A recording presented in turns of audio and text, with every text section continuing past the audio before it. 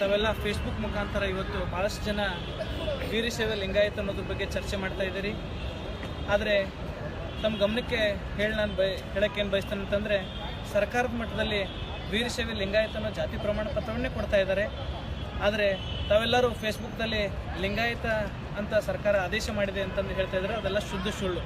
ಯಾಕಂದರೆ ಇವತ್ತೇ ನಿಮ್ಮ ಒಂದು ಜಾತಿ ಪ್ರಮಾಣ ಪತ್ರ ತೆಗೆಸ್ರಿ, ಅದರಲ್ಲಿ ವೀರಶೈವ ಲಿಂಗಾಯತ ಅಂತ ಕೊಡ್ತಾ ಇದ್ದಾರೆ. ನಾವು ಒಂದು ತಿಂಗಳ ಹಿಂದೆ ಮತ್ತೆ ನಾವು ಒಂದು 3 ಜನದ್ದು ನಾವು ಜಾತಿ ಪ್ರಮಾಣ ಪತ್ರ ತೆಗೆಸಿದಾಗ ವೀರಶೈವ ಲಿಂಗಾಯತ ಅನ್ನೋದನ್ನೇ ಕೊಡ್ತಾ ಇದ್ದಾರೆ.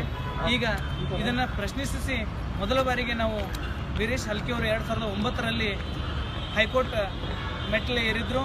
ವೀರಶೈವ ಲಿಂಗಾಯತ ನಾವು ಕೊಡಬೇಡ್ರಿ, ನಮ್ಮ ಶಾಲೆಯಲ್ಲಿರುವಂಥ ದಾಖಲೆಯಲ್ಲಿರುವಂಥ ಲಿಂಗಾಯತ್ ಮಾತ್ರ ಕೊಡಿ ಅಂತ ಹೋಗಿದ್ರು. ಆ ಸಂದರ್ಭದಲ್ಲಿ ಅವರಿಗೆ ಅಂದಿನ ಒಂದು ಹೈಕೋರ್ಟ್ ಆದೇಶ ಮಾಡಿತ್ತು, ಸರ್ಕಾರ ಇದನ್ನು ಪರಿಗಣಿಸಬೇಕಂತಂದಾಗ ಸರ್ಕಾರ ಇದುವರೆಗೂ ಎಚ್ಚೆತ್ತುಕೊಳ್ಳಿಲ್ಲ. ಆಮೇಲೆ ತದನಂತರ 2015ರಲ್ಲಿ ನಾನು ಕೂಡ ಸರ್ಕಾರಕ್ಕೆ ಗಮನಕ್ಕೆ ತಹಶೀಲ್ದಾರ ಮುಖಾಂತರ, ಜಿಲ್ಲಾಧಿಕಾರಿ ಮುಖಾಂತರ, ಸರ್ಕಾರದ ಮುಖ್ಯ ಕಾರ್ಯದರ್ಶಿಗಳ ಗಮನಕ್ಕೆ ತಂದಾಗ ಕೂಡ ಅಲ್ಲೂ ಕೂಡ ನನಗೆ ನ್ಯಾಯ ಸಿಗಲ್ದಾಗ ನಾನು ಕೂಡ ಹೈಕೋರ್ಟ್ ಮೊರೆ ಹೋದೆ. ಆದರೆ ಕರ್ನಾಟಕದಲ್ಲಿ ಒಂದಿಬ್ಬರ ರಿಟ್ ಅರ್ಜಿಯಿಂದ ಅದು ನಿಮ್ಮಿಬ್ಬರು ವೈಯಕ್ತಿಕವಾಗುತ್ತೆ, ನೀವು ಸಾರ್ವಜನಿಕವಾಗಿ ನೀವು ಮಾಡಬೇಕಂದ್ರೆ PLI ಕನ್ವರ್ಟ್ ಮಾಡಬೇಕಂತಂದು ಕಾನೂನು ತಜ್ಞರು ನಮಗೆ ತಿಳಿಸಿದ್ರು. ಇದರಿಂದ ಇವತ್ತು ನಾವು ಸುಮಾರು ಒಂದು 5 ಜನದ್ದು ಮತ್ತೆ ನಾವು ರಿಟ್ಟನ್ನು ಸಲ್ಲಿಸಿ PLI ಕನ್ವರ್ಟ್ ಮಾಡ್ತಾ ಇದ್ದೇವೆ. ಇವತ್ತು ಕೊನೆಯ ಒಂದು ಸರ್ಕಾರಕ್ಕೆ ನಾವು ಕೊನೆಯ ಬಾರಿ ನಮ್ಮ ಒಂದು ಗಡುವನ್ನು ನಾವು ಕೊಡ್ತಾ ಇದ್ದೇವೆ. 10 ದಿನಗಳ ಗಡುವನ್ನು ಕೊಡ್ತಾ ಇದ್ದೇವೆ. ಯಾಕಂತಂದರೆ 10 ದಿನದೊಳಗೆ ನೀವು ಎಚ್ಚೆತ್ಕೊಂಡು ಸರ್ಕಾರದಲ್ಲಿ ಇರುವಂಥ ಗೆಜೆಟನ್ನು ರದ್ದು ಮಾಡಿ ನಮ್ಮ LC ಒಳಗಿರುವಂಥ ಏನಿದೆಯಲ್ಲ ಲಿಂಗಾಯತ ಅನ್ನೋದು ಅದನ್ನು ಮಾತ್ರ ನೀವು ಕೊಡಬೇಕು. ಅದರ ಬದಲಿ ನೀವು ವೀರಶೈವ ಲಿಂಗಾಯತನ ಕೊಡುವಂಥದ್ದು ಹಕ್ಕು ನಿಮಗೆ ಯಾರು ಕೊಟ್ಟಿದ್ದಾರೆ? ದಯಮಾಡಿ ಈ ವೀರಶೈವ ಅನ್ನೋದನ್ನು ತೆಗೆದು ಕೇವಲ ನಮ್ಮ ಶಾಲೆ ಪ್ರಮಾಣ ಪತ್ರದಲ್ಲಿ ಏನಿದಿಲ್ಲ ಅದನ್ನು ಮಾತ್ರ ಕೊಡಬೇಕಾಗಿ ತಮ್ಮಲ್ಲಿ ಸರ್ಕಾರಕ್ಕೆ ಈ ಮುಖಾಂತರ ಮನವಿಯನ್ನು ಮಾಡ್ಕೊತಾ ಇದ್ದೇನೆ. ಈಗ ಪರಮ ಪೂಜ್ಯ ಜಗದ್ಗುರು ಬಸವಕುಮಾರ ಸ್ವಾಮೀಜಿಯವರು ಕೂಡ ಸರ್ಕಾರಕ್ಕೆ ಗಮನಕ್ಕೆ ತಂದಿದ್ದಾರೆ. ಅವರು ತಮ್ಮ ಅಭಿಪ್ರಾಯವನ್ನು ಇಲ್ಲೇ ವಿಧಾನಸೌಧ ಮುಂದೆ ತಮ್ಮ ಅಭಿಪ್ರಾಯವನ್ನು ವ್ಯಕ್ತಪಡಿಸ್ತಾ ಇದ್ದಾರೆ. ಓಂ ಶ್ರೀ ಗುರು ಬಸವಲಿಂಗಾಯ ನಮಃ. ಈಗಾಗಲೇ ನಮ್ಮ ವೀರೇಶ್ ಹಲ್ಕಿಯವರು ಹಾಗೂ ಉದಯ್ ಖರ್ಚಿಮಠ್ ಅವರು ತಿಳಿಸಿದಂತೆ 2002ಕ್ಕಿಂತಲೂ ಮುಂಚಿತವಾಗಿ ಶಾಲಾ ದಾಖಲಾತಿಗಳಲ್ಲಿ ಲಿಂಗಾಯತ ಅಂತ ಸರ್ಟಿಫಿಕೇಟ್ ಕೊಡ್ತಾಯಿದ್ದರು.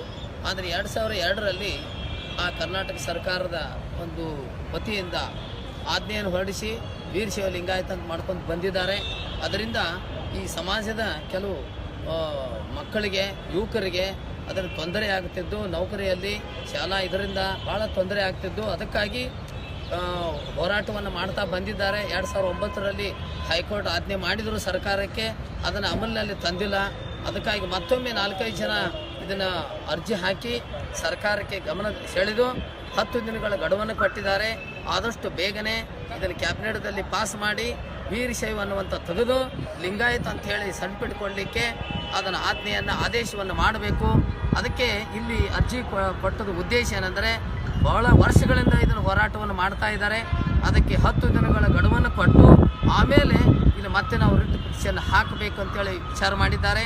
ಆದಷ್ಟು ಬೇಗನೆ ಸರ್ಕಾರವು ಎಚ್ಚೆತ್ತುಕೊಂಡು ಇದಕ್ಕೆ ಸೂಕ್ತ ಪರಿಹಾರವನ್ನು ಕಂಡುಕೊಂಡು ಆ ಸರ್ಕಾರದ ಮಟ್ಟದಲ್ಲಿ ಇದನ್ನು ಆದೇಶವನ್ನು ಹೊರಡಿಸಿ ಯಾರು ಯಾವುದನ್ನು ಕೇಳ್ತಾರೆ ಅದನ್ನು ತಹಶೀಲ್ದಾರ್ ಕೊಡಬೇಕಾದ ಅವರ ಆದ್ಯ ಕರ್ತವ್ಯ. ಅದನ್ನು ಬಿಟ್ಬಿಟ್ಟು ನಮ್ಮ LCಯಲ್ಲಿದ್ದಂಥ ಲಿಂಗಾಯತ ಅನ್ನುವಂಥ ತೆಗೆದು ವೀರಶೈವ ಲಿಂಗಾಯತ ಕೊಡುವುದು ಭಾಳ ಅಪರಾಧವಾದಂಥದ್ದು. ಅದಕ್ಕಾಗಿ ನಾವು ಉಗ್ರ ಹೋರಾಟವನ್ನು ಮಾಡಬೇಕಾಗುತ್ತೆ. ಲಿಂಗಾಯತ ಸಮಾಜ ಸಾಮಾನ್ಯ ಇಲ್ಲ, ಕರ್ನಾಟಕದಲ್ಲಿ 70% ನಾವು ಇದ್ದೇವೆ.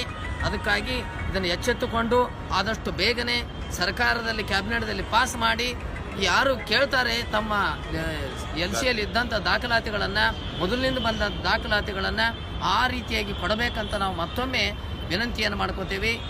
ವೀರಶೈವ ಲಿಂಗಾಯತ ಕೊಡುವುದನ್ನು ಬಿಟ್ಟು ಲಿಂಗಾಯತ ಅಂತ ಕೊಡಬೇಕಂತ ನಾವು ಮತ್ತೊಮ್ಮೆ ಮನವಿ ಮಾಡ್ತಾ ಇದ್ದೀವಿ. ಎಲ್ಲರಿಗೂ ಶರಣಾರ್ಥಿ.